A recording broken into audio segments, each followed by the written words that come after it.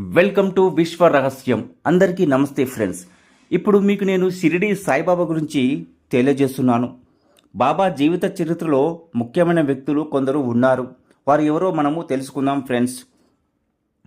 మహల్సిపతి షిరిడిలో గల ఖండోబా ఆలయ ప్రధాన అర్చకుడు. బాబాను బాలుడుగా మొదటిసారి చూసిన వ్యక్తి ఈయనే.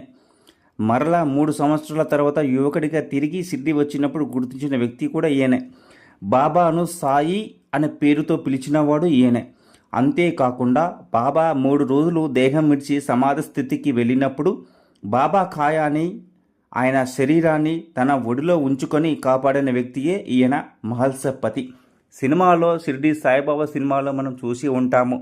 షిరిడి సాయిబాబా 3 రోజుల తర్వాత తిరిగి వస్తారు. అప్పటి వరకు ఆయన శరీరాన్ని మహల్సపతి తన ఒడిలో ఉంచుకొని కాపాడుకుంటూ ఉంటాడు. ఆయనే మహల్సపతి. ఇక రెండవ వ్యక్తి అన్నా సాహెబ్ దాబోల్కర్ హేమడ్ పంత్.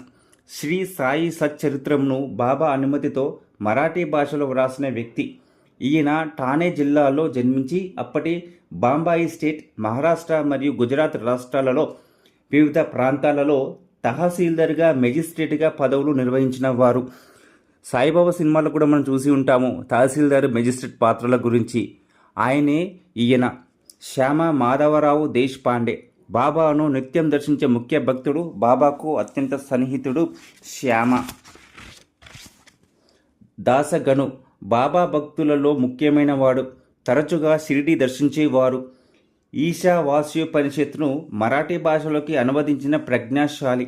షిరిడి సాయి లీలలను పలు ప్రాంతాలలో తన గాథాగానం ద్వారా పరిచయం చేసిన వారు. షిరిడి సాయి ప్రాచుర్యం పొందడానికి దోహదపడిన వారు ఈయనే దాసగను. 5. రాధాకృష్ణమాయి. సాయి ముఖ్య భక్తురాలు, ద్వారకామాయి నిర్వాహకురాలు కూడా. ఆమె కృషిచే ద్వారకామాయికి హంగులు, అలంకారములు పెరిగినవి. అలంకరింపబడిన గుర్రం, పల్లకి, రథము, వెండి పాత్రలు, పటములు మొదలగు బహుకరించబడినవి. సాయి భిక్షకు వెళ్ళని రోజు భోజన వసతి చూసేది ఈమెనే. 6వ వ్యక్తి లక్ష్మీబాయి సిండే. షిరిడిలో ధనవంతురాలు. రాత్రింబవలు ఆ వీధిలో బాబా సేవ చేయుచుండెను. ద్వారకామాయిలో జరిగే అనేక ఉత్సవాలకు ఆమె సాయం చేయుచుండెను. బాబా తన భౌతికాయం విడిచే ముందు చివరగా ఈమెకు 9 రూపాయలు బహుకరించారు షిరిడి సాయిబాబా. తాత్యా కోతే పాటిల్, బాయిజాబాయి. ఈ తల్లి కొడుకులు బాబాను సాక్షాత్ భగవత్ స్వరూపుడే అని విశ్వసించారు. తాత్యా మసీదు నిర్వహణలో ఉత్సాహంగా అన్ని పనులు చూసుకునేవాడు. బాయిజాబాయి బాబా అడవిలో నివసించిన సమయంలో రోజు రొట్టెలు చేసి తీసుకువెళ్ళేది, తినిపించేది ఈమెనే. తాత్యా కోతే పాటిల్, బాయిజాబాయి. 8. రామచంద్ర ఆత్మారాం తర్కట్ కుటుంబం. బొంబాయిలో నివసించే రామచంద్ర ఆత్మారాం తర్కట్, అతని భార్య, పుత్రులు బాబాకు ప్రియభక్తులు. వీరు తరచుగా షిరిడి దర్శించి సాయిని సేవించేవారు. ఇక 9. బాబాసాహెబ్ బూటీ. నాగపూర్కి చెందిన కోటీశ్వరుడు. బాబాను భగవంతునిగా సేవించేవారు. ప్రస్తుత బాబా సమాధి మందిరాన్ని నిర్మించిన వ్యక్తి ఈయనే బాబాసాహెబ్ బూటీ.